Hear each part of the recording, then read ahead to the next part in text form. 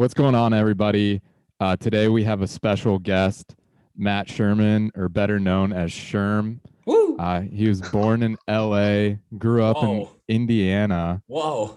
and now a big time Chicago guy. Whoa, this guy's reading my SoundCloud bio right now or some shit. Let's go. We got a You fucking know it. investigative journalist on our hands. Let's go, Mike. And then also big time host of Sherm in the Booth. Has well over 100 episodes interviewing DJs from all over, mainly in the Chicagoland area. Also part of the Lavender Group and helps some other artists, and has been producing for the past 5 or 6 years. So please welcome Sherm. What's going on, man? Entering stage left. Welcome, guys. Wow, dude. What an intro. To be here. Yeah, that was really good. I'm really excited to be here. Like I said, I am never the one getting interviewed because I'm always doing it. You guys are killing it so far. Love it. Thank you for the nice intro, and everything's accurate. That's correct. So great job. Yeah, I mean, I guess I hope you wouldn't lie on some of your social media. Hey, man, but you never know. You got to pump it up, right? You do got to pump it up. Absolutely. A little fluff here and there. Like I said, this is sales, man. I'm selling myself at all times. For sure. Actually, what's really funny is I never let Mikey do the intros because he botched one up really bad, like near the beginning. But that was like his best one by far. Like that was unbelievable. You got a good voice for radio too, Mike. Like it's like a little NPR-esque. Oh, so it's real monotone. No, like no. Like it's like pronounced. Like when you speak, I'm listening. Oh, hey. That's the first time anyone has ever said that to me, so I appreciate that one. I think you got a recognizable voice. It was a compliment. It was meant to be a compliment. Hey, appreciate it. You remember NPR? Did your parents ever listen to NPR like when you were young? Like my mom always put it on when I was eating cereal when I was like 10 years old. And if I was able to cuss, I would have said, "What the fuck is this shit, Mom?" That shit was boring. Yeah, it is pretty boring. I actually got in an Uber one time and they had NPR on, and I was like, what is happening? I'm trying to go out tonight. Yeah. Like, this is not it. Can I take the aux, man? Dude, I feel like you go into another world if NPR's on and you're not looking at your phone. You're just like in this void of this person talking to you. You almost feel like you're in a psych ward or something. Why do so many people like you? I don't get it. Hey, they talk about the news. I don't know. I can't do it. None of us are avid NPR listeners. Nope. And we just offended all 0 people that probably listen to NPR. Nope, listen to us. So different target audiences, guys. We'll get into that here in a little bit. Oh yeah. Oh man. But just to start off, I guess we want to really understand like where you really come from and kind of what got you into this whole situation. Yeah. Like, was it starting as a kid? I know some of our past guests, they got into like rap music and how the DJ in the background did some stuff and scratching. But how about you? So it's definitely been a long road to where I'm at exactly right now. Is like somebody called me the Joe Rogan of house music. You know what I mean? So like, yeah, I saw that on your Insta. Yeah, you like that? Yeah, not a big deal. Yeah, not a big deal. Not a big deal. Shout out to my man, More Than Friends. So it didn't start like that. Like house music, podcasting, all that sort of shit. But my first sort of exposure to music, not to go too far back in time, but I remember, in high school, I grew up in the 2000s. The golden age of rap, in my opinion, Nelly Hot in Here and T-Pain Low, all that sort of shit. Yeah. 7th and 8th grade, Boys and Girls Club dance. Let's fucking get on the dance floor, y'all, and let's boogie. That was kind of like, when you look back to that shit, those beats, it's trap music. It's electronic trap music. Like, they've got 808s. They've got so many elements of electronic music in there. So I didn't really know it, but underlying, I always loved the beats. Like, every time, like, I'm trying to think of some tracks here. I mean, so like Petey Pablo Freaka League, that beat is so hot. Dude, you can sample that and put it into a house track. I promise you that. Oh, I'm sure you could. Yeah, definitely. Right? So I didn't really know it, but I already really loved electronic music. And then I had some friends. I only had a few friends. I grew up in Zionsville, Indiana, which is right outside Indianapolis. It's the same place where Topher Jones, King Arthur, King Topher now actually. Yeah, King Topher. Grew up, and he might have mentioned to you guys, or you might know it. Not a big electronic scene in Indianapolis. I don't really have to tell you guys that. I don't have to tell anybody that. There's not a big one in Columbus, Ohio either. So we feel you on that one. Yeah, exactly. So like really the colleges are where a lot of the electronic events happen. So in late high school, I was exposed to like Dead Mouse, and really early on Dead Mouse, a little more like melodic, really started to like that. And then when I got to college, it was like 2011 when Avicii came out with Levels. And I remember what a legendary time to be alive, right? Oh, I mean, we're right on track. We're all probably the same age. 28. So, I'm 28 years old. I graduated college in 2015. Oh, we're right on par. Yep. What's up, guys? How are you? A couple millennials talking here. I was like, that's actually the freshman year song. Yes. Right there. It really was. Dude, and that shit was crazy. That was like the first time I heard a song and like felt the need to get up on a fucking elevated surface and dance. Why? I don't know, but you just had to. So when that whole wave came in, I had always kind of been the person who wanted to like choose the music at parties, just like the aux cord DJ. You know what I mean? Like before really DJs, before there was a barrier to entry, you know what I mean? With equipment and vinyl and all that sort of shit and finding out more about the industry. It wasn't really until 2011, 2012 when you could do all this from your laptop. And you could do it before, but it wasn't popular in the US until Avicii came out with Levels, in my opinion.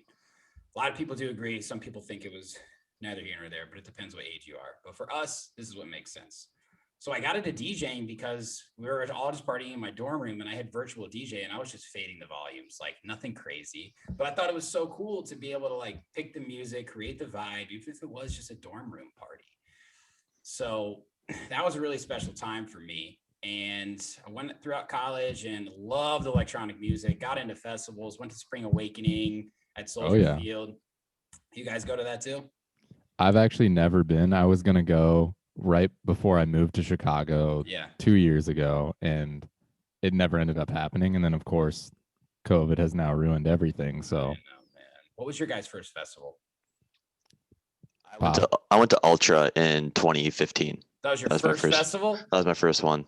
Fuck. Jesus. Yeah, pretty wild. That's a lot. Yeah, it was. It was nuts. Go big or go home. Yeah. You know? Yeah. Okay, Bob. I got you. But Mike. So I've actually never been to a festival. Okay. I've only been to individual shows, but what was your first electronic show then? Tiesto. Okay. It was I wasn't at a small venue. Yeah, it was at Echo Stage in DC. I'll never forget it. Dude, that place is a legendary venue. I've always wanted to go there. It's actually incrable. Like, what's the capacity? I think it's like 3,000 maybe. That's really big for an indoor venue. Yeah, it's awesome. They have like the big dance floor area, and then up top, it's almost like Aragon. Yeah. In Chicago. I mean, yeah, you've played there. Yeah, but like, I was going to compare it to that. Yeah, that's kind of like the setup-ish, but it's more modern style, obviously. Right. So you guys know the feeling that I'm talking about when you see the DJ up there controlling the crowd and you see everybody going crazy and jumping together. You call it cliche, man, but it is pretty, like, I don't know, you go to another world. It's just kind of the fact. And I've always been the person who, like, it's kind of a quality of my mom. She likes to make everybody else happy, and I do as well. It's like, it's a double-edged sword, you know what I mean? I love making sure that everybody else is having fun, because when they're having fun, I'm having fun. This is why I love pre-games, by the way, because at a pre-games, we all sign an unwritten contract that we're going to get fucked up before we're about to go, whatever we're going to do. You know what I mean? Of course. So it's like everybody's like sober for the most part, and you all are getting drunk together and you're excited to be hanging out. And like that feeling is something that I always try and like get into my DJ sets, like what that is, like this unwritten contract of like, hey, we're not worrying about anything else, and all we're doing is enjoying the moment right now with each other. You know what I'm saying? Yeah, of course. I mean, I think me and Pav could similarly say like we were the Ox guys for a long time. Mm-hmm. And then everyone was like, hey, can you stop playing EDM? Like, we want to listen to some rap. And we were like, they're like, we're like, nah, we're gonna keep doing this. And then I got a But- rap remix if you want. That's the best I can for you. Hey, that's Literally. Love that. Like, hey, I got a congratulations remix. Yeah. Everyone's like, this isn't the real one. Yeah, I know. I feel you. You can't make everybody happy. If you're making yourself happy, we'll get into this later, but that's all that matters. So like, I just thought it was so fucking cool what a DJ is, just like at a festival. And this was still in college, and I was lucky enough. I studied abroad in Barcelona when I was a junior, and really just opened up my eyes to the whole other world of electronic music. You know, in the US, it was Avicii, it was Progressive House, it was Alesso, Swedish House Mafia. I love that shit. I still love that shit. But I was exposed to a much more minimal style of the music, which is house music, minimal house, tech house, all that sort of stuff. You go to these clubs, man. I mean, you guys have heard about Spain. You finish dinner at 11:30, you go out. If you're at the club at 12 o'clock, there's nobody fucking there. So when you go out with all the Americans, dude, if we actually did a pregame, I'd go to 3 pregames before we got to the club. Ridiculous. It's nuts. Like, can we get to the place we're going, please? I'm definitely still hungover from that time of my life, by the way. But it really just opened up my eyes to everything, the culture, the environment, the music itself. So when I came back my senior year, right before actually I went abroad, I had a friend who had a DJ controller, and he just kind of gave it to me. He was like, I haven't used this in a while. So the whole time I was just like fiending to get back. I was so happy to be there, but like when I had free time, I'd literally download music on my computer and I DJ like in my room abroad, like the music I was downloading. So when I came back like so ready to try and make this happen. And IU, Indiana University, you guys know it's a big college, bringing big DJs. Shout out Big Ten. Shout out Big Ten. Let's go. We had a terrible year and everything, but it's okay. No, you guys are good. Can't believe Ohio State lost, guys.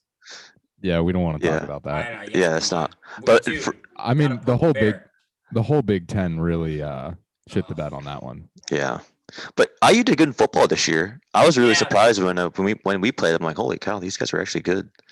Yeah, we're almost like the Colts though. Like we keep having a team that loses in the first round of the playoffs, and it's like, can we just do the 1% more? Just get a little bit further. Just a little bit younger version of Phillip Rivers. Oh my God. Maybe another time we'll just talk Indiana sports and my frustrations over the years. Don't get me started on the Pacers, but oh man, here nor there. Where was I? So came back from college. I know this is a long story, by the way, but I don't think I've ever told it keep going. All good. It's laying the foundation. So I came back to college and I was like, I'm gonna literally like go up to the DJ at the club in Bloomington, which was called Dunkirk at the time. And I literally like the first week went up to the DJ and I was like, hey man, I don't know how else to get involved. I want to DJ here. I want to DJ maybe somewhere around. I'm trying to learn more. And this is a great advice for any young DJ out there. Like, it's not just going to come to you. And there's a lot of competition out there, and there will be competition even when we come back.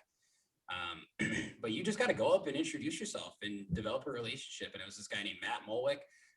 Still give him a shout out as much as I can because he gave me the opportunities that I needed to really make this dream a reality. So my first show was like maybe a month and a half after that. I was so nervous, and it was like 9:00 p.m. to 9:40 p.m. You know what I mean? Like the only people there were like my 15 friends, but it was like one of the best experiences of my life.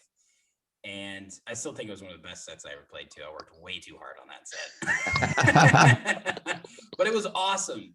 And the interesting thing was throughout that year, you know, like you just got to get head through the door. Yes, it is about like how good of a DJ you are, but like these bars need money, right? And they're all right next to each other. So like a lot of people just go to the popular bar or like there's a deal on this night. So it's like kind of hard to draw people in on certain nights, especially a Thursday night or even a Friday or Saturday. So it's a big college with a lot of competition between the bars. So I was like, hey, I'm in a fraternity. Like I can bring people, you know, I'll organize social events around this shit. So I would like open for these big DJs that like at that point in my life, and they still are, it was like open for Blau, Audion, Cash, Cap Slap, like Win and Woo, Milk and Cooks. Like in 2015, like these were like, this is a big fucking deal for me. Huge deal. That's huge. That's I mean, I would open for any single one of those right now Yeah, and exactly. probably poop my pants, but like I would do it. Exactly. I was pooping a little bit, maybe a shart here and there for audience, but but it was so cool because like I got a real taste of what it's like to be performing on a big stage, opening up for a big DJ, and then also like getting the chance to meet these guys, seeing them perform on a small scale, guys, like comparatively. So I was just like, fuck it, man. I'm going to try and do this. I'm going to go to Chicago. I was studying telecommunications in college with a focus in production and design. So basically everything I do for my podcast now. Couldn't really get a job in that, nothing that made sense. And at that point, I was most passionate about trying to become a DJ. So I come to Chicago, fresh off of Audion, little 5 show, thinking I can just walk in and do the same thing I did when I was a fucking senior in college. Dude, sit the fuck down and get in the back of the line, Matt Sherman. Who the fuck do you think you are? Like, who's this guy coming up to me? Like, and I was lucky because I played CDJs in college. So fortunately, I had to learn to play on CDJs. So it was kind of easier for me to get involved and like, kind of like just sneak my way into certain opportunities. So like, I'd really encourage, if you're going to be a DJ, like do whatever's best for you, but just from like a responsibility standpoint, if you only have to worry about being a USB DJ and carrying your headphones into a place and that's it, you can kind of just like blend in and it's easier for you, less to worry about. I've seen a lot of DJs get screwed over with drunk people spilling stuff on their laptops and stuff. So I just wanted to bring it back to sales. I wanted to be easy to do business with, you know what I mean? But it was really, really hard for me to even have good conversations with these guys. A lot of times they were bigger clubs. I mean, some of the Chicago bars and clubs here, it's like, it's fucking bumping. Like you can't just go up to the DJ and be like, "Hey, how you doing? You want to take a shot?" You know what I'm saying? Hey, man. Not Bloomington anymore. No, not in Bloomington anymore. Not in Bloomington anymore. So I was like, oh my God, like this is a lot harder than I thought. But I was still really, really ambitious and wanted to make it happen. And I'd always had this goal of starting a podcast because, like I said, I studied this sort of stuff, radio personality, media in college. And I kind of had the foundations for like the understanding of how to go about this from like a content perspective. What sort of show do I want it to be? So the show started because I literally wanted to make relationships with people in Chicago, DJs in Chicago that either were producing music, were big open format DJs, were managers, were bar owners, promoters, whatever. However, I could get one-on-one time or just like actual genuine time with these guys that wasn't like me trying to talk to them at the club and buy them a shot and just be a number on the wall, basically. Yeah, of course. You know what I mean? So I started this podcast called Sherm in the Booth. It was called In the Booth with Sherm in the beginning and didn't fit. It was too long. Didn't like it.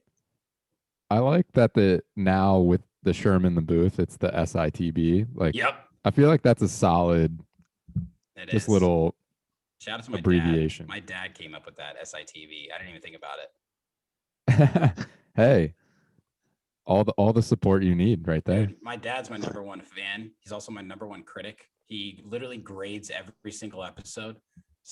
He's asked for a glossary before, and I'm like, Dad, I gotta be straight up with you. Like, you're not my target market. I'm not gonna make a glossary of production phrases so that you can understand what we're talking about. But like, thank you for your support. So like, he's a very successful doctor. So like, he literally like treats it like a law case. He's like, so I really like the intro. I'd give you an A on that, maybe a 92%. I'm like, okay, well, how can I improve? And they're like, core, give it a 98. Great conversation, good energy. I'm like, oh my God, Dad. And he's like, ending C+. Could have rounded it out. I would have liked to heard more about this. So like, it's actually helped me so much. But over the years, people close in my life have been some huge supporters, which has been great. So shout out to everybody who's been following me since episode 1. But I started the podcast in September of 2017.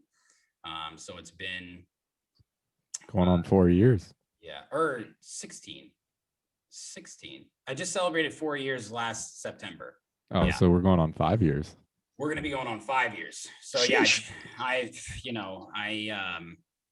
it's changed a lot. So it was always an interview-based show. But how I've done the interviews has like, you guys should have seen it in the beginning of the day, man. I had like this little recorder that like plugged into my phone and I got the job done. Like my mom got it for me for Christmas. You know, like I didn't know what the fuck I was doing. I was just trying to like have conversations and get a gig here and there, and it did, and it was great. Some of my first interviews are still good friends of mine today. Shout out to a guy named Isaac Palmer.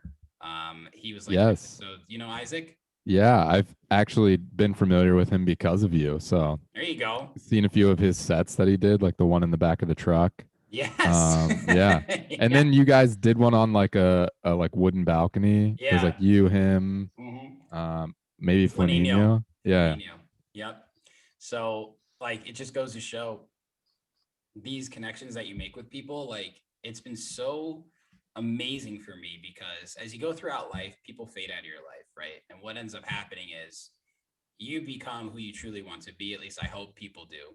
And you surround yourself with the things that you want to do. So I love music. I love DJing. I love house music, like all that sort of stuff, right? So although you have friends, especially growing up in the Midwest, a lot of times people are like best friends with their friends from middle school and high school because when you grow up in the Midwest, Oh yeah, there ain't shit else to do but hang out in your buddy's basement when their parents aren't home and you might take some shots and steal their liquor. You know what I mean? So you ain't going out to shows. You're just chilling around the well, yeah. fire. There's no clubs there. There's no clubs. But when you're in high school, you don't really have too much of an identity. You know what I mean? Like you're still figuring shit out. It really took me like my college experience, like went through a lot of tough times, honestly, and came out like unapologetically myself. And I didn't always used to be like this. Like I've always sort of been exuberant, whatever, that sort of shit. But like how I am today is the happiest I've ever been. And it's because of the podcast and my closest friends now. Like I still have like my best friend was my college roommate. Like him and I have a special connection and shit like that. But a lot of old friends that I used to have, they aren't as good of friends. And the people that have replaced them, for lack of a better term, are people like Isaac or people like Flynn. And I met them through the podcast. And we met because of our mutual love of trying to make a name for ourselves in this impossible game. So it's nice to like surround yourself with people that are going through the same thing and experience that, because a lot of times, and you guys are going to experience this sooner or later, man, it's going to be you two. You're going to be the only ones that are like, are we going to do this? Is anybody listening? Like, does anybody care? And it's really tough to get through times like that. But when you're surrounded by people that are sharing similar experiences or are having those sort of obstacles like you are, it's just more fun. Life is more fun and it's more enjoyable. And that's what this podcast has given me, is like 150 friends, great friends. You know what I mean? So it's been so special for me. And just over the course of the past year, I really felt like things are happening. Connections, friendships, just like interviewability, content, quality, everything. So you fast forward to where I'm at now. I just released episode 154 this week. So it's been a grind. It's been a fucking grind, but consistency is my middle name. So it's been awesome. And throughout it all, man, there's been a lot of ups and downs, but I've learned so much. And like I said, I'm so thankful for all the people that I've met that have been on the podcast. They're truly great people, men and women. Like so much love and respect for the people out in the music industry because it's tough. Yeah, for sure. Can't believe 154 episodes. That's crazy. I'm like sitting here thinking, wow, we're about to hit 20 episodes. That's a lot, but holy cow, 100 over 150. That's nuts. Yeah, just got to keep going. Every Wednesday. I didn't do every week in the beginning. Honestly, I was taking it seriously, but I wasn't taking it as seriously as I wanted to. So some things that I've been going through lately is, if the Sherm brand is the Sherm brand, right? If you like looking at it like a whole animal, what are all the fingers? I got music, I got the podcast, I've got DJing, I've got media, content, whatever it might be. But which one is growing the fastest? I had to be honest with myself. I've always wanted to be a huge DJ, a huge producer. Dude, I'm just not as good of a DJ and producer as some of these other people who don't also have a podcast, who don't also have a day job. They just have more time and they're better at it. Some of this shit is God-given talent. You know what I mean? So I was like, look, there's literally no one doing something like Sherm in the booth that's been doing it as long as me. And I love what you guys are doing too. Like more people need to do this. It's crazy to me that they don't, but it's because it takes effort. It takes consistency. So I said over the course of the past year, I'm going to pump the brakes on this expectation that if I keep DJing, if I keep producing, it'll eventually happen for me. why not? And this is advice for anybody that's trying to figure out how to grow, how to build, find out that end goal. My end goal is ultimately to make an impact. And I think I can make a bigger impact as a podcaster than I can as a DJ and a producer. And realistically, everything else will fall in line. If the podcast is going like this and everything else is like this, it all comes together. So that's why the past year, like I've hyper focused on building Sherm in the booth and growing that part of the arm as much as I can. And it's been really, really exciting just to kind of like let go of all the other things that I thought I had to do to make it. And like that goes into what is making it. Everybody's got a different definition of that.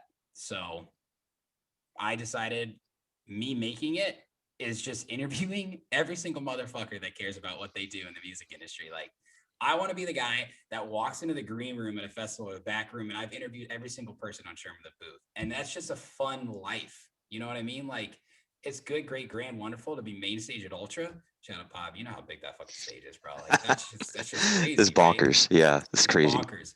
And that's awesome.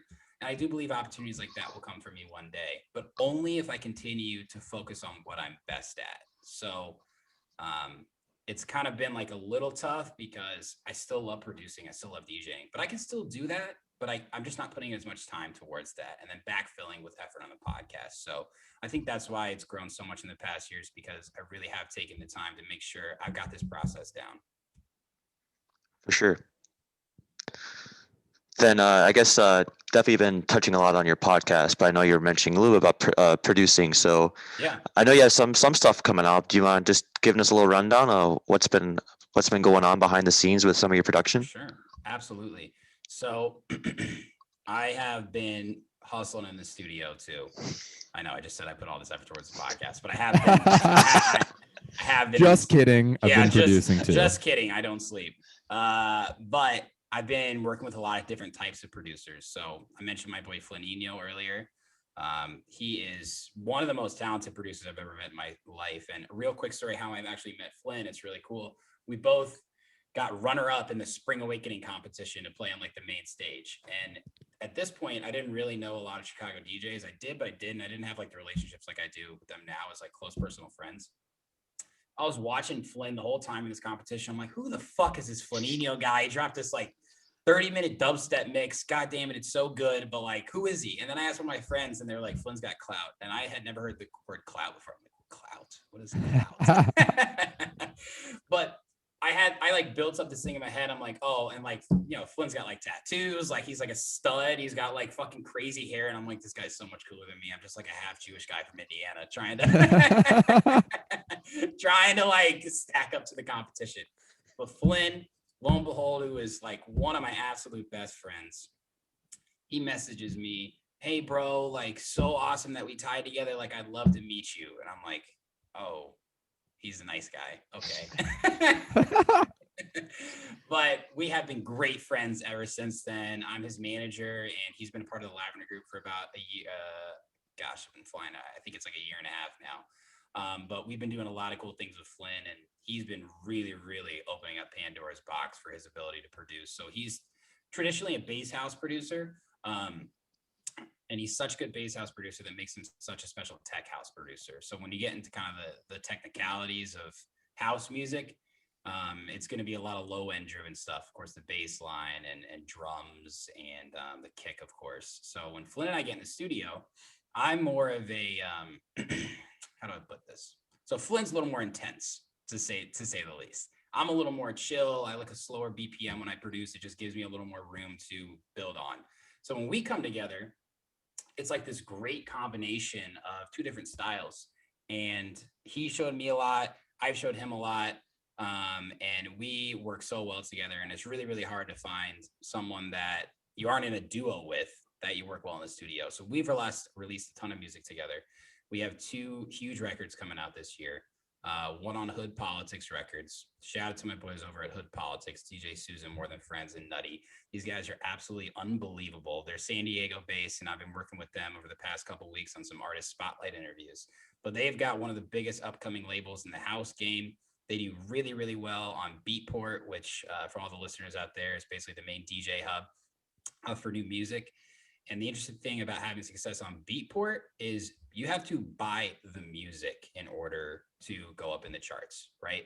So that means that if I'm a consumer, right, if I'm going to go buy music, take money out of my pocket and purchase these tracks at a high quality level so I can DJ it, you're going through a lot of levels, right? So this has to be a certain echelon of music, a certain brand behind it. And so it's a really, really big honor. We've got that coming out in July. It's called Boys Bass. It's big. It's Flynn. He definitely was a little more influential on that one. But sometimes it just happens like that. But we also are going to have a track coming out. I'm gonna hint at this. It could be official, but you guys interviewed him a few weeks ago, and I mentioned him earlier in this interview. Bring the Kingdom. So we're excited about that. Topher, if you listen to this, I'm lowering the decibels by 3 on the kick. I will do that as soon as possible, and I will send it over to you. And we'll send you over the radio edit. But that track is going to be really cool. It's a lot different for us. We went a lot more on my side, which is a little more deep house. It's really, really cool. So it's called Used to Be. And I've also got some more ideas in the works with some of the other Lavender Group guys. And then I'm going to have some solo stuff coming out later this year too. I'm a SoundCloud guy at heart. So I always like to put some remixes out there here and there. And I'm really excited about that. Oh, yeah. Huge SoundCloud guy over here too. I love SoundCloud. This guy, that's my roots. That's how I really got into EDM. Is starting off on SoundCloud. Yeah, so searching those live sets, right? Yeah, exactly. I used to be able to not be able to work out unless I listened to a live set on SoundCloud. I'm the same way. I still listen to it. I have my favorite ones. Avicii's from Ultra 2012. Like that's my go-to live set I listen to at the gym. There you go, Mike. What about you? You got to go to? I don't know. I just listen to everybody's radio show, to be honest. Yeah. Basically, on Mondays, I listen to Hell Deep Radio with Oliver Heldens. Wednesdays, Hexagon with Don. There you go. And then Fridays, Club Life with Tiesto. And then maybe I'll sprinkle a few others in there. It's a stacked week. Yeah, every single week. I mean, you find all the classics in there, and then there's some few hidden gems. So yeah, I know. That's what I do every day on the way to work. Love that, man. Those mix shows are awesome, and it's such a great way for artists to get exposure too. Because like those guys, it doesn't matter how big they are. On those shows, they just want to put out good music. So there are so many people out there that may not have a huge social media following, and it's kind of the tough part about the industry these days. We're in an adapt or die phase. If you look at TikTok trends, if you look at YouTube, I just had a great conversation about this with this guy named Freakon. He's an incredibly talented producer, right? Like upper echelon. Like this motherfucker can make anything and is so unique and is so great. And he's an awesome guy. But he's not exactly like YouTube vlogger status. You know what I mean? He's like, my manager wants me to be funny. I'm not funny. I go, oh, that was funny. But it's true that like, it's so hard to really make it to their level because you have to do it all. But it's inspiring when you know that they still appreciate good music. So if you get it in their hands, and you can do it in a lot of different ways, tweet at them, DM them, you just got to surround them. So it's for any producers out there that are like, how do I get on those shows? Like you got to get it in their hands straight up. So I love those podcasts that they do that are mixed series, and pretty much every DJ has one. So that's good advice for anybody that's like, how do I get my tracks played on these shows? How do I get more exposure if I don't get signed to a label? They'll play it if it's good, man, straight up. Yeah, I mean, a lot of them have like demo day, like on Hexagon, they have the demo day track of the week. Yeah, a few others have like big ones. I mean, you have to hold off on like if you can ever release it and stuff like that, but you get the exposure, which is what matters. So exactly. Absolutely. Yeah, love that though. SoundCloud, I think it might be making a comeback, but I just say that. Yeah, they just changed their reimbursement thing for artists or whatever. Yeah. I don't know. I got that. You guys heard about Audius though? Yeah. That's with Blau. He's like one of the big pushers for that. They're trying to make it a SoundCloud 2.0, but they're kind of revamping it. It's just a way to not have to worry about copyright infringement. But I don't know. There's always a loophole for everything, man. So we'll see. Yeah. things Good get stuff. taken down, Yeah. whatever. Shout out SoundCloud. Anybody who's SoundCloud mining out there, listening to SoundCloud sets, where you at? Make some noise. Hey, and SoundCloud, you can find some hidden free download gems on there. Dude. Which Definitely can. Any Chicago DJ finds their SoundCloud edits on SoundCloud. Like it's the truth. All the best edits come from SoundCloud. Yeah, I mean, that's how I downloaded your Shermanator. Yes, there we go. What a classic. Oh, I had to do something with the American Pie Shermanator. That one was working on for a while. Oh, I loved it. I was like, did he use it? And then I turned it on. I was like, yep, this is perfect. You had to. Dude, that one was tough to make because I was trying to find audio of the Shermanator from American Pie that wasn't like, I don't know. It's just sometimes it's really hard. Like you get so set on a sample and using it, and you just cannot get it to work, and it's just so frustrating. So I watched the whole movie thinking like I'm gonna find a gem in here, right? And I sampled that where like it's when Shermanator comes downstairs and he like hooks up with that chick, and all the other guys are in the room like, how did Sherman fucking get that chick? You know what I mean? And like this kind of me, like I was the underdog, boys. You know what I mean? Shout out to my girlfriend Maya, she's way hotter than me, and I'm like still the underdog there. But like I love that. I was like, this all makes sense. So it's so fun because it's what's his name, Finch, and he goes, we should be happy for Sherman. And like I have a friend that's kind of like that, like, dude, he's doing his thing. I love that. Yeah, so I was really glad I made that one work, and it went through a lot of different ideas. It ended up being a little more hard techno style, but I'm really happy with where that one ended out. I like dropping it randomly for people that may not have heard it. Oh yeah. You should open up with that one. Just like whenever we get back to like a real thing, just surprise the crowd, be like, what's up everybody? I'm Sherm. And then sample goes, boom. Oh my God. All right. I'll see how it goes. You're right. I'll try it. Love that. Let us know how that goes. I will. You guys can be front row. I'll fly you out to Chicago or something. Hey, I won't say no. A job there, so maybe I'll be flying out soon. Did you? I did, yes. I did too, actually. So we'll see. Maybe you don't have to fly us out. We'll just come on over. Okay. Yeah, that works. I'm in. But somewhat along those lines, with COVID and everything, I know you've been putting out some like live streams and some sets on YouTube and stuff. Yeah. How has that affected you playing sets in different situations like that? Like recording a live stream versus like doing it on a balcony or something? Yeah. Or even just like getting gigs. Like how drastically has that changed in like your approach to putting your stuff out there? Definitely. So I've done a lot of live streams this year. In the beginning, it's funny, live streaming has been around for a while, but until quarantine started, everyone was like, how do I do this? I got to figure this out. So like the first month of this was terrible, but it was really funny to watch people try and figure out live streaming. There you go. Right? I had to buy one of these guys for there this. You go. So. Yeah, Mike, like you think maybe I should have had that before, but hey. Yeah, I should have. But so many DJs were like, I don't know how to live stream. A lot of them just didn't even do it because they didn't want to go for it. I fully believe you have to just be consistent with no matter what you're doing.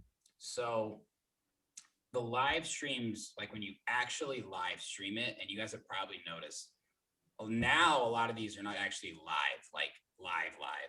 Some people do. Shout out to my main DJ Heavy, one of the best Twitch streams, honestly, in the world, let alone Chicago. He's there, he's interacting, he's on the mic, he's responding to people, he's taking requests. That's awesome. And that's the type of live stream that does really well.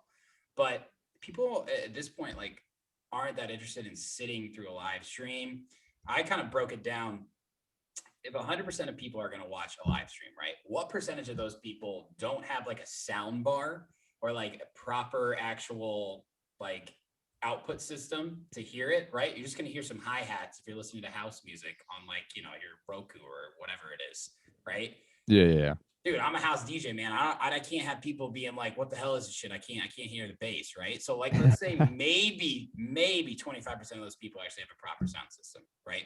What percentage of those people are even going to stay on the stream? So it's really, really tough. Like you're up against a lot, but that's the thing, man. Once again, sales, you call 100 people, 10 people are going to say, yeah, 10 people are going to answer, 2 people are going to say yes. So even if you get 2 to 10 to 20 people on a live stream that are there interacting and you're enjoying it, it's worth it.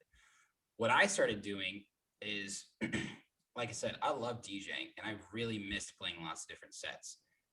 I've had a lot of success as an open format DJ. I probably won't be doing those sets as much anymore in the future. But those sort of sets, playing at bars, clubs, whatever, you know what I mean? Trying to appeal to the masses. I miss those sets. So what I started doing is putting together sets in different venues and spots or whatever it is that are themed. So I did one that was like EDM classics, and I did it on my buddy's balcony. Shout out to Shiny. And I like put together this set that I like playing. So it was like basically pretending that I'm going to be performing a full on set. So one, it was really, really exciting to prepare. I love doing that. 2, it was super fun to record. 3, I was being unique with certain types of styles. And also really being diligent about songs that are not going to get copyrighted on YouTube. So what I do, and this is advice for anybody, this is at least how I've tried to figure it out. I always am like, how the hell does this person stream on YouTube but not get any copyrights or whatever it is, right? So there are lots of ways to work around it. If you actually own the music, of course, you can do that. What I do is I create a MP4 of like a mix that's just each song. Like if I want to pick a set list of 50 songs, right? And I think maybe 30 of these are going to be good to go, because 20 of them, it'll tell you this cannot be seen or monetized in the USA, right? So you're obviously not going to use that one, and they'll take it down. So you make a private mix, you put it up there, you review that track list, and you say, here's what I can actually work off of. So I have a fine-tuned set list where I know I don't have to worry about in my head, and this happens a lot too, if you're doing Facebook live streaming and Instagram, they'll cut your stream because of copyright infringement. You just spent 2 hours setting up the lights and making sure the Wi-Fi is good and promoting, and like I play one remix of Disclosure, done, fuck you. Okay, well that sucks, right? So that got a little frustrating for me, and that's why a lot of people moved to Twitch too. And then Twitch started cracking down on that, but neither here nor there. So what I did was I put together these mixes. I did a power hour, which was really, really fun as well. That one took a lot of work. I literally changed the song every single minute. I took a shot of beer. My buddy, I was doing trivia. Everybody should go check that out. I worked so hard. I need, please go look at it. I worked so hard. It is a Saturday. It is a Saturday. It is Saturday. Saturday. So, and I was doing power hours on some live streams too. So really just trying to keep it interesting for myself, most importantly, because like I said, I miss playing a lot of sets. So I did another one that was a little more on my friend's balcony during a sunset. It was more like eclectic house and vocal driven.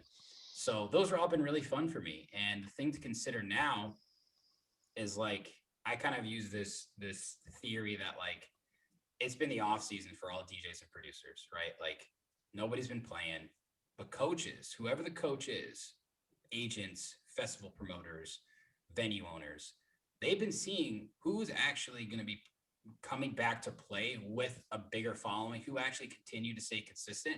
And again, it's a double-edged sword because there's so many reasons to kind of slow down over the past year. But at the same time, there's even more reasons to pick it up. I decided to pick it up because I believe that people are going to be needing to sell tickets when shows come back. If you want to sell tickets, you got to have opening acts, headliners, support acts that have real fans that are going to buy tickets to come to the show, because these places got 13, 14, 15 months of no revenue to make up. So the whole time in the back of my head, I'm thinking, I'm going to try a bunch of different types of content. I'm going to try Instagram Reels. I'm going to try YouTube clips. I'm going to upload clips of previous Sherm the Booth episodes. I'm going to try and put out new sorts of content. I did this thing called Sub Pack reviews. I'm going to keep doing those as well. And Sub Pack hit me up and followed me, and like we're working on potential opportunities and stuff too. So you just like have to go outside the box and like really, really pump content. So when it comes to now getting gigs, like I know that I position myself as someone who, particularly of course in the Chicagoland area, I got real people that want to come out. It's still going to be pandemic through the rest of this year. You know what I mean? Like a lot of times in our generation, you only hear what you hear around and what we see on the news. The fact of the matter is there's a lot of fucking people in the world, and there's a lot of people who still, and it's not to not be taken seriously, but are like, I'm not going to go to a festival this year. I'm not going to go to shows because there's still a pandemic. I'd like to wait till next year. Right. But what would make someone like that, which is a larger population than people who are ready to go out and rage right here with you? You know what I mean?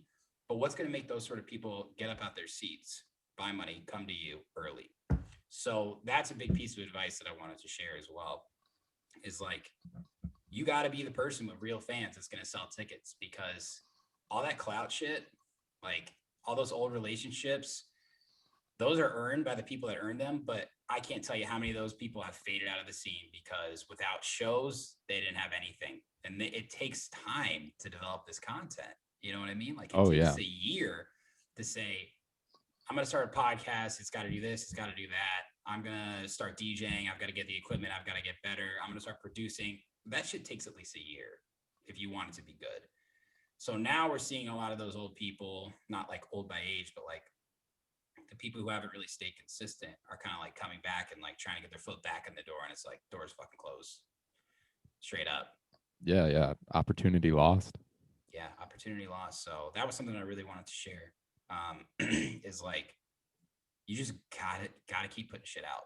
Like it doesn't even matter what it is. Just try it, because somebody else is going to be doing it. So that's how I've been able to like feel like I came out of all of this like in as best of a position as possible. And it hasn't been easy. And I've been in my apartment so much, like so many people just working. And I'm just like dying. And like, it was a tough winter in Chicago. Shout out anybody in the Midwest. Oh yeah. My brother still lives there. You guys were just getting pounded with snow. Yeah, man. So it's like, when you want to go outside the most, you can't, like literally can't. Can't even open your door. Like, can't even open your door. So yeah, it's just like, whatever you're going to do, get a plan, go, especially if you want to get shows when this all comes back. What have you been doing? That's kind of the question. And this is what I've heard directly from people who are decision makers. Yeah. I mean, if anyone's listening and they're not inspired by all of this advice right now, I don't know what's going on. Like, for real. I'm about to go start producing like the best track ever. So I try so hard to spread that energy, man. And I wouldn't unless I was surrounded by the same people that are doing it too. So it's like, when I look left, when I look right, it's somebody that's saying, what are you doing today and how are we going to get better? So it's all about who you surround yourself with as well. For sure. Definitely. Yeah. Then I know also we did want to touch a little bit more on, you mentioned that you've been part of the Lavender group now for, about 1.5 years. So what's that been like what's it been like, being involved with like management as well? I know you have your what's the saying? You have a lot of eggs in your basket, with your producing, podcast, management. So really interested to learn more about what's going on with your management as well. Yeah, so the Lavender Group is me and my other buddy Tony Ferrara. It started actually as like, and it still kind of is, we just wanted to throw house parties. And this is kind of a good story too. When I had done so much open format stuff and I was really getting into house, it's really hard to get house gigs in Chicago because although it is the home of house music, it's a great scene here. Dude, there's some fucking talented house producers and DJs. And like, these guys have been in the game. Like, you got people like Gene Ferris, you got people like Infinity, you got people like Green Velvet, but those guys have been around, right? And if you want to get a direct support spot at Spy Bar, dude, get in line. Like, there are so many talented people that want to play house shows here, but it's really, really hard. Traditional house shows and get a good crowd. It's just like, there are certain places that's guaranteed, and those house DJs have those spots. And it's kind of like, I'm not trying to take anybody's spot, especially if they're not doing anything wrong. And that's where a lot of old relationships lie. So I told Tony, I'm like, dude, I just want to throw some house parties, man. I can't get any house shows. Like, let's just set up some fucking speakers somewhere and I'll just DJ some house. And we were like, yeah, fuck it, dude. You're right. So we literally, the businessmen that we are, we're knocking door to door, Jehovah's Witness style, man. Hey, you want to like, hey, can we talk to the bar owner? Can we talk to the manager? And we literally would just be like, hey, we've been here before. We're based in Chicago, whatever it might be, to tell them like, we want, just give us a shot and we're going to throw an event here. Give us one bartender. We're going to bring the speakers, no skin off your back. So we developed a relationship with this bar called, oh my God, I'm blanking right now. It's a fucking Mexican place. I can't believe I'm forgetting this right now. In Old Town. Hold on. This is so bad, dude. This is so bad. Wait, describe it more. Old Town. Hold on. This is bad. I can't believe I'm forgetting this right now. I'm getting so close. Broken English. Jesus. Oh, yes. Broken English in Old Town. Yikes. Can you edit that out? Hey, Pop, make sure you cut that. Yeah, okay. I will. I got you. Broken They'll never know. I'm just kidding. Yeah, whatever. Broken English in Old Town. They had like an upstairs private room. And dude, that's where the Lavender Group started. Me and Tony just like wanted to throw unique experiences, and they had a really cool like design in there. So we started throwing theme parties.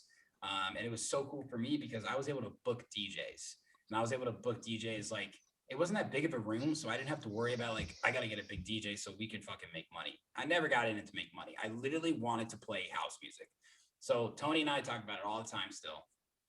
We would borrow my roommate's car, which was a Toyota Camry. Okay. We would go up to fucking Guitar Center. We would push our seats all the way up so we could fit 2 giant subwoofers in the car. And we would drive like this, like leaning forward, just so we could fit the subs in there. I'd bring my CDJs. I'd bring my fucking speakers, and we would haul this equipment upstairs, set it up, get there. Like, the event started at like 9. We'd be at like 7:30 setting up. Events would go till like 1. And I would do the set times and organize everything. And it was so much fun. So we had like this really great event on Halloween. And then we started kind of branching out, being like, what else can we do? And then that's where our relationship started with the Virgin Hotel, the Cerise Rooftop, where you saw King Arthur. Yes, sir. So shout out to my guy, Roman. He's over at Cerise Hotel. And it's really, really cool, man. The Virgin is such a great place, and it's one of the best rooftops in Chicago, and they've been doing stuff there for a while. So we developed a relationship with them, and we had some events over the summer. They all went really well, and we started booking like bigger acts, Hook and Sling, Ricky Retro, and King Arthur, of course. So it was just like so much fun for me to be able to book DJs, organize all this stuff, and like, you know, if like Hook and, like, that's how I interviewed Hook and Sling. I was just like, dude, I'm booking this guy. Like, give me 30 minutes on the phone with him. King Arthur, he was already a friend, but it was like, dude, come to the show a little early. We'll interview you like on a floor below, and you go up and you can play, right? Like, that's fine for them. So where the artist management came in was Tony he's an entrepreneur, is extremely business savvy, very well spoken. He's just like, he gets it. And he was like helping me with Sherm in the booth a lot. He was giving me advice. He was giving me ideas. And eventually we just kind of like, we're like, dude, I need you to manage me. I really need your help. I need your consistent advice. I need you to be involved in the podcast. I need you to reach out to guests. I need you to help me. And he helped me so much. Like, he is the one who made me start releasing episodes every single week. He's the one who forced me to record every single one with video. He literally would be there for interviews, recording, like helping set up the cameras. That's how committed he was. So much love for this guy. And then, of course, I was still really good friends with Flynn, and I was booking Flynn for most Lavender Group events. Him and Tony got along really well. And then Tony and I were talking about, like, is this becoming artist management, artist development? So we were throwing events, and then we started booking Lavender Group DJs, and Flynn being one of them. Flynn was the first artist that we signed. And what we do is develop his brand, help him get gigs, release schedules, inspiration. We've got this whole thing going on this year that's like this modern day rock star. And it's so much fun for me to help build other people's brands, because I'm trying to help them save time from mistakes that I've made, which is, of course, a lot, because I never had anybody mentor me. So that's why it's really exciting for me. I love that. I have a younger brother, and he's a bit stubborn, but I love giving him advice, and I always have. So a lot of these guys are kind of younger brothers to me. And it's just so cool helping these guys. And we've got a few other artists on the roster that are really talented too. So That's kind of what it's grown into. And of course, over the past year, it's been tough. Some of these guys are just like incredible DJs, but there's no shows out there. So we've all focused on making music, but big things in the works. So Lavender Group, we're not going anywhere. Awesome. Yeah. No, that's awesome. I know you guys have had like a few like live stream set things. I think you did one at like Spy Bar. Yep. Maybe a few other spots. Yeah. So I've been trying to keep everybody busy, but yeah, we're actually going to be doing something real special. It's going to be like not a public event, but shout out to my homie Jake Sword Drive. We're going to be doing this collaboration. We're not sure what it's going to be called yet, but it's going to be boiler room style. Oh yeah.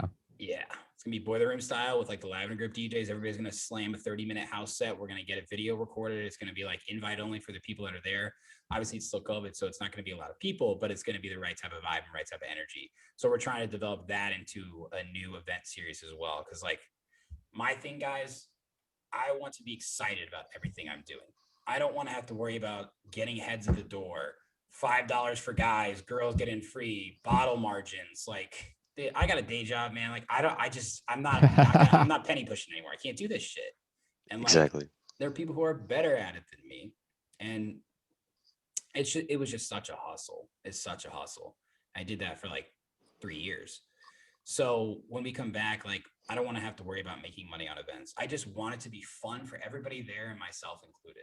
So we're going to be recording that content and sharing it afterwards. And that's probably going to be out end of May or in early June. So that's what's in the works right now too. Awesome. Looking forward to that for sure. Yeah, it's Of course. I love Boiler Room too. I've been wanting to do something like that for a while. It's so cool. Well, and then kind of along the lines with the Lavender Group and upcoming shows. Yeah. A bunch of you guys are now on the list to play at North Coast, including yourself, which is super exciting. Crazy. Interesting just to hear like how that. I know you've played previously, and obviously all around Chicago, but like, how does that consistently come up for you and all the other artists from the Lavender Group that are now part of it as well? Yeah, well, North Coast is really, really well put together, and it's organized by some of the best of the best. Shout out to Lucas King and Collective and Isaiah. It's like just good people behind the scenes. So I just want to say that before I say anything else. And the thing about North Coast is it's a festival that is pivoted a lot in terms of like the type of artists that they book, but it always kind of has this like unique vibe to it. So it used to be in Union Park, west side of Chicago. Really different. They always were known as Summer's Last Stand. So it's like Labor Day weekend every year. And of course, it couldn't go on last year. In 2019, they moved to Northerly Island and had massive artists. And they always do, but this is like, the whole lineup was like fucking slammed. It was nuts. And so we were all kind of like waiting to find out what's going to happen. And they're also a festival that really, really does a good job of selecting up and comers in Chicago that are, like I said, people who are working behind the scenes, not just like I got clout with the bar owner at this place. You know what I mean? I feel like I've said clout more than I ever have in my entire life in this interview. But I think this is the most I've heard clout in any conversation I've ever had, actually. Yeah, that's cool. That's cool. We're cool guys. The more we say clout, the cooler. Yeah. The episode's just going to be episode 18, clout. Yes. Sherm got clout. I think I might have some clout here and there. So North Coast is just like a very, very special festival all around. And this year is so exciting, of course, because they were the first one to announce a festival in Chicago. There was a lot of trials and tribulations, of course, with COVID, the city of Chicago.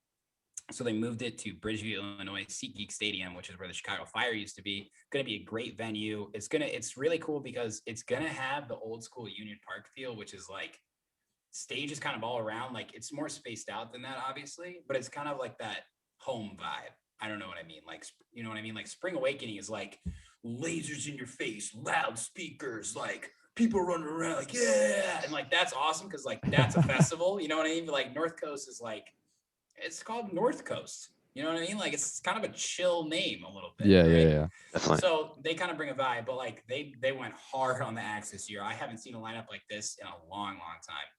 So I am like so honored to be a part of this. and it'll actually be like the first festival where I'm like really playing on a stage. So like I did play at the Silent Disco, which was awesome, and like that was a huge moment for me. It was actually, I recorded the set and it ended up being episode 50 of Sherm in the Booth. So like that was kind of like a sign from God that I was like, I gotta keep doing this. But that was awesome. But to play this year is so special, and without a doubt, the coolest part is sharing the lineup with some of my closest friends. People like Flynn, people like Max Quinones, people like D Mash, people like Align, Enzo. I mean, it is like the fucking greatest thing, guys. I don't know what to tell you. Like, it was so surreal when I saw it, because you get booked and you're like, my number one rule is don't say shit until you see your name on the poster, because you're gonna you never know what's gonna happen. You never know what's gonna happen. So I was like, I told like close friends and family, I was like, yeah, I got booked for North Coast. Like, we're waiting to find out everything that happens. And when I saw it, when they were announcing, I'm like, okay. I even waited a day. They announced it last Thursday, and people were like tagging me, and I was like, I'm waiting until Friday. Like, I was just, I don't know. It's still so surreal for me. But yeah, it just, it's awesome because you get selected for a reason, right? Like, it's not just people saying, I like this guy, he's doing a good job. Like, they're owned by a larger entity, and you have to have all of your buttons tied, man. Like, you're looked at by agents. That's how the Galantis show happened. You know, my name was thrown in a hat with a lot of other people, and I played both nights. I'm just as shocked as anybody else, but they gave me both nights because I crossed off a lot of the boxes. And it's just really, really special when you are selected, and you know it's not just for this reason and that reason. It's all of the above. So mad love for North Coast, and I'm telling you, man, you got nobody except them has any idea how much work goes into this shit. Booking headliners like that, COVID regulations, changing venues, like, it's not easy. It's not easy. Definitely not. Yeah. I'm really excited about that. Yeah, that's, I mean, I'd be super pumped. Yeah, I'm ready. Obviously, we have never been in that situation. Yeah, it's awesome. I should be playing Sunday the 5th. So really pumped to have a Sunday slot. And I think it's going to be on the Dirty Bird stage. So I'm going to fucking lay some bass lines down, boys. Let's go. I've already started working on a playlist. I'm that excited. That's awesome, man. Yeah, why not? For sure. You mentioned it, but would you say you're when you had or open for Galantis, would that be your biggest show of all time? Or yeah, probably. That was a crazy show. Galantis, of course, is like one of the most streamed electronic artists in the world, let alone one of the biggest groups in the world. You know, they're big name on Lollapalooza poster. They sell out both nights of the Aragon, multiple, like 2 times a year they come to the Aragon and they sell out both nights. Like, that's huge. And in Chicago, actually, if you didn't know, they have their biggest following from America. So if you look at their Spotify, there's like 600,000 monthly listeners in Chicago. It's like, wow, what? Really? I did not know that. That's like every 18-year-old girl in Chicago or something. Dude, the crowd was fucking lit because it was like all these, like, they got there so early. You know, I played like, I think the doors were at 8. I played 9 to 10, and then SG Lewis played after that, like 10 to 11:30 maybe, and then Galantis is like 11:30 to 1, I think. Something like that. So I had no expectations going in for a crowd. I was just like, all right, I got 2 nights. I'm going to do 2 different types of house sets, but like Friday, I'm really going to feel it out. And the crazy thing was both nights had totally different energy, but people got there right away, dude. The doors were open at 8. Fucking couple hundred people walk in. I'm like, oh my God. Okay, let's go. You're like, let's go, man. Yeah, that's dude, awesome. so like the picture of me where I like have my arms out, it's like 9:45 at night. It's packed. And it's packed in there. And you're like, let's go. Dude, the crowd was unbelievable. And I'm so happy that I was able to get that show in, because the next weekend the world ended. Like, Steve Aoki was supposed to play at the Aragon that next Friday. That show got canceled. So I got really, really lucky. Yeah, I mean, that's sick. And like, I've watched your set, or not watched, listened to, and like the pictures and everything you have from it look incredible. Like, who did I see in the Aragon? I think I saw like 2 friends in Matoma. Nice. Sometime recent, like probably right before that time as well. So like, that place is a big deal and huge. Yeah. So like Oh yeah. that's awesome. Bucket list for me, man. Bucket list for me. And after that show, so many people were like, "How'd you get that show? What's the connection?" And I'm like, "Listen, man, connections happen after nonstop work. Like the moment leading up to that show was legit, like 5 years of nonstop effort on a daily basis. So connections are great, and everything else behind the scenes is awesome. The fact of the matter is, you have to put the effort in. So I was so thankful to have that show, and it's the last live show I've played, obviously. So just been kind of holding on to that energy throughout the whole pandemic and even right through now. So I'm really, really thankful that that happened, and it was huge. It was crazy. I can't sugarcoat it. Like, what the hell? Like I said, I'm just some half Jewish guy from Zionsville, Indiana, man. I shouldn't be there.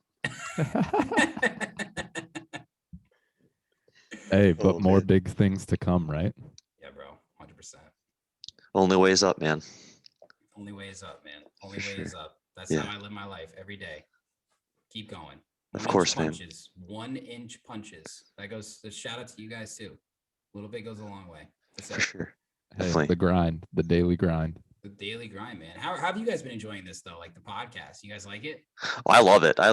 We do it. We do this bi-weekly, and it's like one of it's one of the things I definitely look forward to in the weekend is talking to Mike for a little bit and then playing a set. It's definitely something I look forward to. Like to your point, I think like I love doing this, and the second I stop loving it is when I'll stop doing it. But it's just so much fun to sit around, shoot the shit with Mike, talking about literally whatever. I think our last episode we like didn't even talk about music. I think we just like talked about like random we stuff. literally rambled for. I think our goal was to ramble for 10 minutes, and we Yeah. made it like 15. We're like, There you go. okay, well now we're gonna play some tunes. So like, hope you guys liked it. As long as you guys are having fun, like I said in the beginning, like that's all that matters. And that was something that I wanted to make sure I mentioned. So I kind of live my life by this theory that I thought of, I think, called the oxygen mask rule. And like when you're on a plane and they give you the demonstration, like if the oxygen masks have to come down, you have to put it on yourself first before you can help others. Right?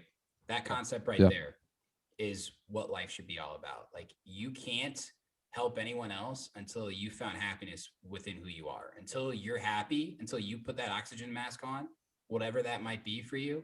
Podcasting is my oxygen mask. When I'm doing an interview, when I'm doing shit like this, when I'm working on music, like I'm just ready to do whatever because I'm truly happy. And that's advice I'd give for you guys too, man. Like if you guys put those masks on and you're having a great time, great. That's all that should matter. Everything else will fall in line. Like life can be long if you want it to be. And it's by enjoying every single moment and making sure you're happy. So that's how I always try and take on any tough moments when I don't feel like recording an intro, when I don't feel like, oh man, maybe I should give myself a week off.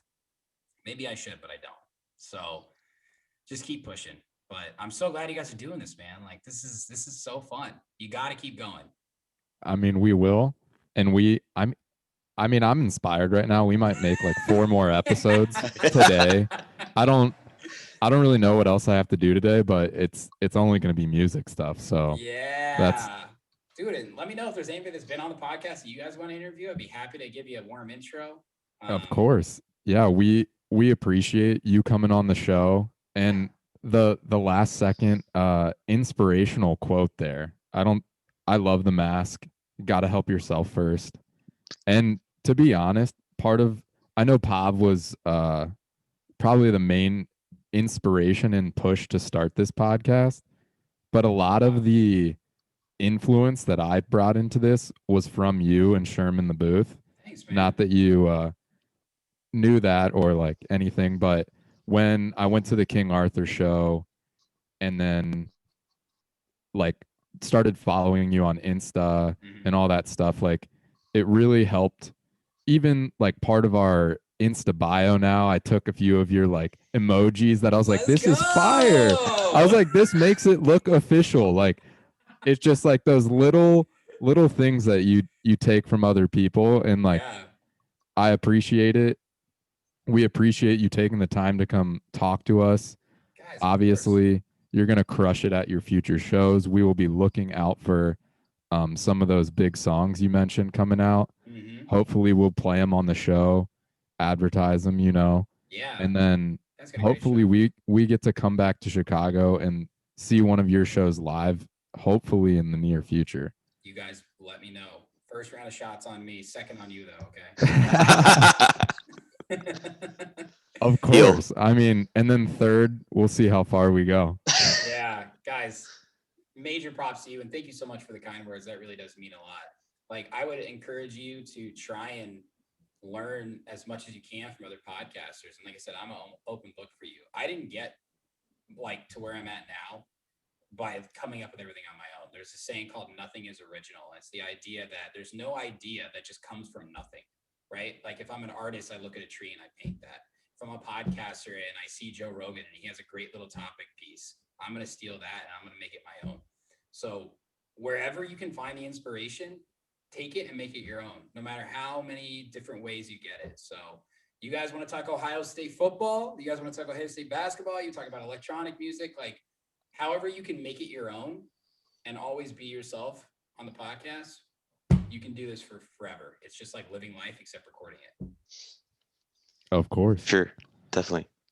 Yeah, guys. Yeah, for sure. And with that, any Bob last signs words? off. Who signs us off? Because we got Mike does the intro. Yeah. Yeah. Oh, did Pav even prepare an outro? I'll go. No. I'll ad-lib it. Well, hey, Sherm, I just want to thank you again so much, man, for joining us. Really appreciate it. We'll come to Chicago. I can't even talk today. Jesus Christ. Oh, he's so We'll come. nervous. Oh my God. We called man. him out. Well, now I can't do any more intros, and he can't do any more outros. I'll do it. Oh, let's do it. Yeah. Here we go. Ladies and gentlemen, this has been an absolutely incredible interview. Thank you so much for interviewing me. This has been special, and I don't often get to tell people my story and give advice like this. So I hope anybody that listens learns something. I am open in the DMs for any questions, advice. Like I said, I would not have gotten here without the help of so many others. So shout out to Bob, shout out to Mike. This has been so much fun, guys. Doing a great job and keep doing your thing for real. Yes, sir. Thanks, you man. for being on the show. Awesome. Thank you, man. man. One. Stay warm in Florida. All right. Have yourself a day. You know it, man. All right, guys. Have a good one. Peace. You too. Peace.